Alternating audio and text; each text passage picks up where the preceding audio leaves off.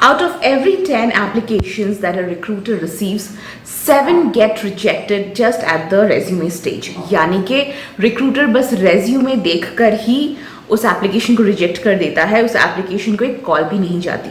लेकिन इसके लिए आप रिक्रूटर को ब्लेम भी नहीं कर सकते, क्योंकि हर जॉब पोस्टिंग के पीछे एटलीस्ट इंडिया में 700 से 1000 जॉब एप्लीकेशंस जाते हैं जस्ट फर्स्ट 24 आवर्स में। तो ऐसी हालत में किसी भी रिक्रूटर के लिए ह्यूमनली पॉसिबल नहीं होता कि वो सारे के सारे 1000 एप्लीकेशंस को स्क्रीन करके कॉल करे। एक रिक्रूटर एवरेज डे में क्या करता है, वो आपका एप्लीकेशन देखेगा, रेज्यूमे खोलेगा और 10 से 15 सेकेंड में आपके रेज्यूमे को वो गेस करके डिसाइड करेगा whether he is going to call you और नॉट। तो यानी कि एज एन एप्लीकेंट आपके पास सिर्फ 10 से 15 सेकेंड्स ही हैं कि आप अपने रेज्यूमे से सामने वाले रिक्रूटर को इतना इम्प्रेस कर ले कि वो आपको इंटरव्यू कॉल करे, या फिर इन्हीं 15 सेकेंड्स में आप अपना रेज्यूमे और अपनी एप्लीकेशन दोनों को रिजेक्ट करवा सकते हैं। वेलकम टू सोशल अनियन, जहां पर हम बहुत सारा job, career, work related content बनाते हैं और आज की वीडियो में हम डिसाइड करने वाले हैं कि किस तरह से एक विनर रेज्यूमे बनाया जाए।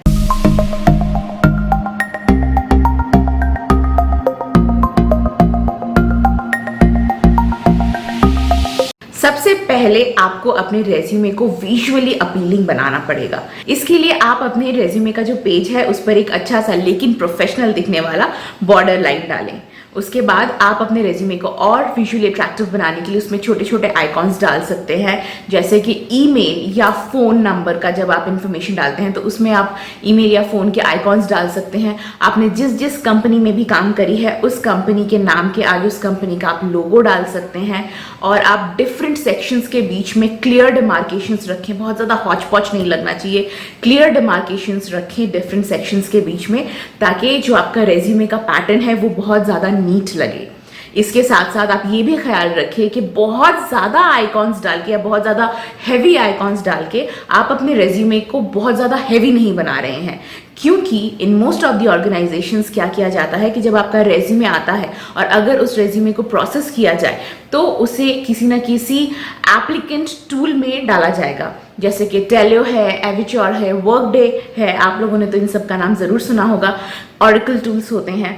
तो इन टूल्स में आपका रेज्यूमे जो है वो अपलोड किया जाता है। अगर आपका रेज्यूमे बहुत ज़्यादा हैवी होगा तो आपका रेज्यूमे अपलोड नहीं हो पाएगा। तो make sure that your resume is visually appealing, you have given enough icons, but your resume is not very heavy.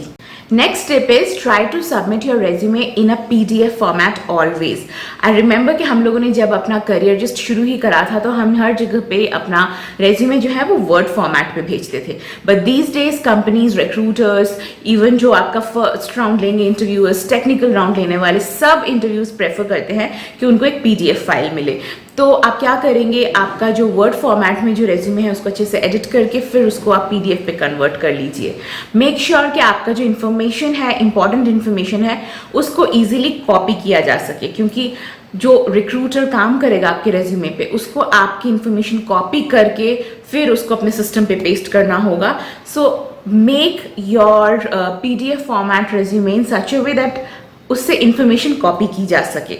बस उसको एडिट करके कुछ उसमें डिलीट ना किया जा सके, लेकिन कॉपी इजीली किया जा सके। इस तरह का आप अपना PDF रेज्यूमे बनाइएगा।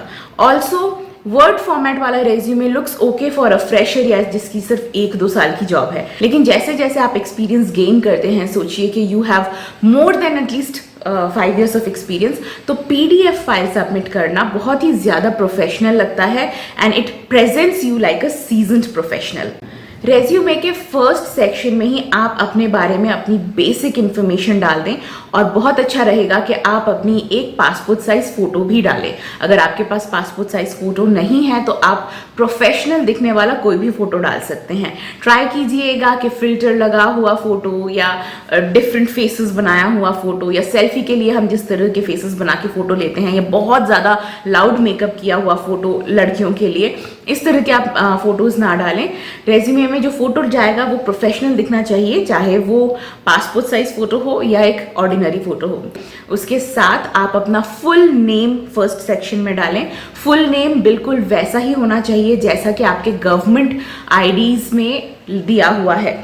किसी किसी के गवर्नमेंट आईडीज में पापा के नाम के इनिशियल होता है, कोई उसे यूज़ करते हैं, कोई यूज़ नहीं करते हैं। आप चेक कीजिएगा कि आपके आधार कार्ड में आपका नाम कैसा आ रहा है या कैसे कैप्चर किया गया है, वैसे ही आप रेज्यूमे में अपना फुल नेम देंगे। उसके पास आप अपना कॉन्टैक्ट नंबर डालेंगे, अपना ईमेल आईडी डालेंगे और अपना रेसिडेंशियल एड्रेस डालेंगे। ये तीनों चीज़ें एकदम टॉप सेक्शन में जानी चाहिए जिसके पास आपका फोटो होगा, and then you will give your first demarcation. अपना बेसिक इंफॉर्मेशन बताने के बाद नेक्स्ट सेक्शन में आपको 4 से 6 बुलेट पॉइंट्स में अपने पूरे करियर का सिनॉप्सिस बता देना है। It is going to be an introduction to the rest of your resume. जैसे एक मूवी का ट्रेलर होता है, वैसे ही आपके रेज्यूमे के लिए आपका ये सिनॉप्सिस होने वाला है, जो कि सिर्फ 4 या 6 बुलेट पॉइंट्स के अंदर आपको सीमित रखना है, लेकिन सारे करियर हाइलाइट्स आपको इस सिनॉप्सिस में बता देने हैं। तो आप क्या बता सकते हैं? अगर आप एक मैनेजमेंट पोजीशन में हैं तो आप बता सकते हैं कि आप कितनी बड़ी टीम लीड कर रहे हैं।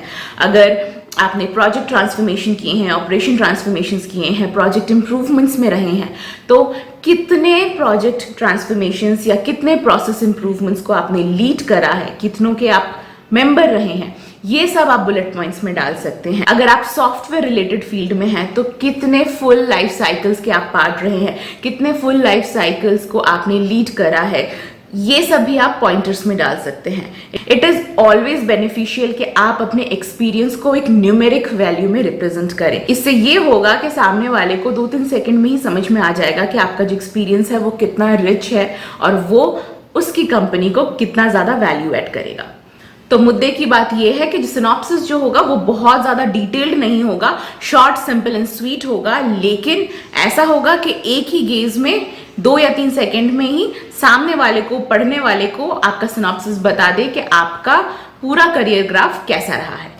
सिनॉप्सिस के बाद आप थोड़ी सी जगह छोड़ दें और उसके बाद आप अपनी एकेडमिक डिटेल्स जो हैं वो जॉट डाउन करें। एकेडमिक डिटेल्स के लिए सबसे बेहतर ये होगा कि आप उसको एक टेबुलर फॉर्मेट में डालें एकेडमिक डिटेल्स को, और जो सबसे हाईएस्ट डिग्री है उसको सबसे ऊपर रखें और लोअर डिग्रीज को नीचे रखते जाएं।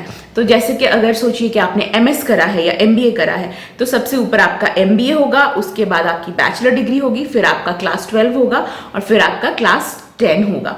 यहाँ पर आपको जरूरी नहीं है कि आप अपने परसेंटेज इंक्लूड करें, पहले लोग करते थे, but these days it's not very important, क्योंकि एक लैडर पर आप जब चढ़ जाते हैं आपके करियर में तब आपका परसेंटेज जो है वो बिल्कुल मैटर नहीं करता। सो जब आप एकेडमिक डिटेल्स लिखें, टेबुलर फॉर्म में लिखें, उसमें इंपॉर्टेंट इंफॉर्मेशन क्या होती है? सबसे पहले आपका डिग्री का नाम, जैसे कि फॉर एग्जांपल एमबीए, उसके बाद आप लिखें किस इंस्टीट्यूट से आपने वो डिग्री ली है, क्योंकि इंस्टीट्यूट या यूनिवर्सिटी का नाम बहुत ज़रूरी होता है मेंशन करना।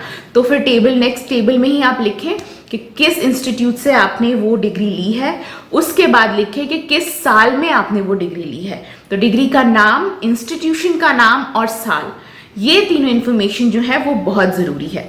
ये 10th तक आपने जब अपनी इंफॉर्मेशन फिल कर ली, उसके नीचे आपने अगर कोई भी प्रोफेशनल सर्टिफिकेशन करी है तो उसको भी मेंशन करें। उसके लिए भी आप अपना जो year of getting the certificate है उसे जरूर मेंशन करें। यहाँ पर आप अगर आपने किसी भी तरह की टेक्निकल सर्टिफिकेशन ली है उसको मेंशन कर सकते हैं। अगर आपने 6 सिग्मा की सर्टिफिकेशन ली है तो आप उसको भी मेंशन कर सकते हैं, बट ऑलवेज मेंशन ईयर। उसके साथ भी always mention institution. So there goes your entire academic list. Academic details डालने के बाद फिर से थोड़ी सी जगह छोड़िए और अभी हम आते हैं आपके रेज्यूमे के सबसे इंपॉर्टेंट पार्ट में, जो है आपका एम्प्लॉयमेंट डिटेल्स। अभी आप एक एक करके अपने एम्प्लॉयमेंट डिटेल्स डालेंगे, यानी कि आज तक आपने जितनी भी कंपनीज में काम करा है उन सब का डिटेल्स आप डालेंगे। उसमें आप क्या क्या मेंशन करेंगे? आपको मेंशन करना है अपनी कंपनी का नाम। As I said in the beginning, it will be great अगर कंपनी के नाम के पास आप कंपनी का लोगो भी छोटा सा डाल देंगे। फिर आप मेंशन करेंगे ड्यूरेशन, यानी कि उस कंपनी में आपने कितने दिन काम करा है। जब आप ड्यूरेशन मेंशन करेंगे तो जरूर मंथ और ईयर दोनों मेंशन कीजिए। बहुत लोग सिर्फ ईयर मेंशन कर देते हैं, बट उससे काम नहीं चलता है, बिकॉज अगर आप बोलते हैं कि 2021 टू 2022, तो फिर what am I suppose to understand as a recruiter कि आपने 2 महीने काम करा है, दिसंबर 2021 से जनवरी 2022। इसको मैं कैसे भी समझ सकती हूँ, मैं 2 साल भी समझ सकती हूँ, 2 महीने भी समझ सकती हूँ। So don't go for that. Mention month and year for your duration, her employment के लिए। उसके नीचे आप अपना जो डेजिग्नेशन था कंपनी में वो डेजिग्नेशन डालेंगे। उसके नीचे आप 5 से 6 पॉइंटर्स में अपना KRA या रोल्स एंड रिस्पॉन्सिबिलिटीज डाल देंगे कि उस कंपनी में आपके basic KRA, basic roles and responsibilities क्या थे। ज्यादा मत स्ट्रेच कीजिए। The idea is to keep it simple, short and effective. तो 5 बेसिक एवरेजेस 5 बुलेट पॉइंट्स में खत्म कर दीजिए कि आपके बेसिक KRAs क्या थे। एक कंपनी में अगर आपने 2-3 डेजिग्नेशंस होल्ड करे हैं, अगर आपका प्रमोशन होता रहा है और आपके डेजिग्नेशंस चेंज होते रहे हैं, तो आप स्पेस दीजिए और फिर अपना पिछला वाला डेजिग्नेशन दीजिए, और पिछले वाले डेजिग्नेशन में आपका क्या KRA था या क्या रोल एंड रिस्पॉन्सिबिलिटीज था, उसको फिर 3-4 पॉइंट्स में समेट दीजिए। ऑल्सो जब भी आप अपने एम्प्लॉयमेंट की लिस्ट डालें तो सबसे रीसेंट एम्प्लॉयमेंट को सबसे पहले डालें, और फिर जैसे जैसे आप पीछे जाते हैं या रेज्यूमे के पेजेस बढ़ते हैं तो आपने पहले कौन सी कंपनीज में काम करा है उसका लिस्ट डालें। So always start from the latest. लोग क्या करते हैं, कभी कभी एकदम पहले वाला सामने डाल देते हैं और उससे काफी कंफ्यूजन होता है। किसी किसी को लगता है कि 2016 में यहां तक काम किया था, उसके बाद क्या काम ही नहीं करा। सो ऑलवेज गो विद और start with the recent employment that you hold, और उसके बाद आप आस्ते आस्ते पीछे जाएं और अपने फर्स्ट एम्प्लॉयमेंट तक सारी इंफॉर्मेशन डालें। Again a magic trick is अपना जो रेज्यूमे है उसे किसी भी हालात में 3 पेजेस से ज़्यादा लंबा ना रखें। अगर आपकी जॉब एक्सपीरियंस जो है वो 10 साल तक की है तो मैं बोलूँगी कि 2 पेजेस में समेट लें। But if you are a seasoned professional, अगर आपकी इंडस्ट्री में 20, 25, 30 साल की एक्सपीरियंस है तो 3 पेजेस तक अपना रेज्यूमे ले जाएं। 3 पेजेस से ज़्यादा अपना रेज्यूमे किसी भी हालत में ना ले जाएं, because no one has the time to go through a novel of a resume. Video end करने से पहले मैं एक और टिप ये देना चाहूंगी कि पहले के ज़माने में मैंने देखा है कि रेज्यूमे में लोग अपना पर्सनल इन्फॉर्मेशन बहुत सारा इंक्लूड करते थे। उनका मैरिटल स्टेटस इंक्लूड करते थे, फैमिली स्टेटस इंक्लूड करते थे, घर में कौन है, कितने बच्चे हैं, ये सब इंक्लूड करते थे, ड्राइवर्स लाइसेंस, पासपोर्ट, इन सब के नंबर्स भी इंक्लूड करते थे। But these days you really don't need to. अपना किसी भी तरह का पर्सनल इन्फॉर्मेशन आपको रेज्यूमे में डालने की जरूरत नहीं है। आपका मैरिटल स्टेटस, आपका स्पाउस का नाम, आपके पापा का नाम, आपका ID कार्ड डिटेल्स आप रेज्यूमे में बिल्कुल ना डालें, क्योंकि ये बहुत पर्सनल इंफॉर्मेशन होता है। ये सब डिटेल्स ओमिट करने से क्या फायदा होगा कि आपका जो रेज्यूमे है वो और इजीली कॉम्पैक्ट बन जाएगा, वो एक्स्ट्रा स्पेस नहीं लेगा। सो आई रियली होप कि इस वीडियो में दिए गए सारे के सारे रेज्यूमे राइटिंग टिप्स जो हैं वो आपको हेल्प करें, और इन टिप्स को आप लागू करें अपने रेज्यूमे में, और आपको एटलीस्ट एक इंटरव्यू कॉल तो जरूर आ जाए। एक बार इंटरव्यू कॉल आ जाएगा तो बाकी इंटरव्यू तो आप अपने खुद के स्किल सेट से पास कर ही लेंगे। तो आज का वीडियो बस यहीं तक। अगर आपको ये वीडियो अच्छा लगा तो प्लीज़ लाइक का बटन दबा दीजिए, और अगर आपको इस तरह के और वीडियोस देखने हैं तो आप मेरे चैनल को सब्सक्राइब कर सकते हैं। I am going to sign off right now and I will meet you in a next video some other time. तब तक के लिए बाय बाय।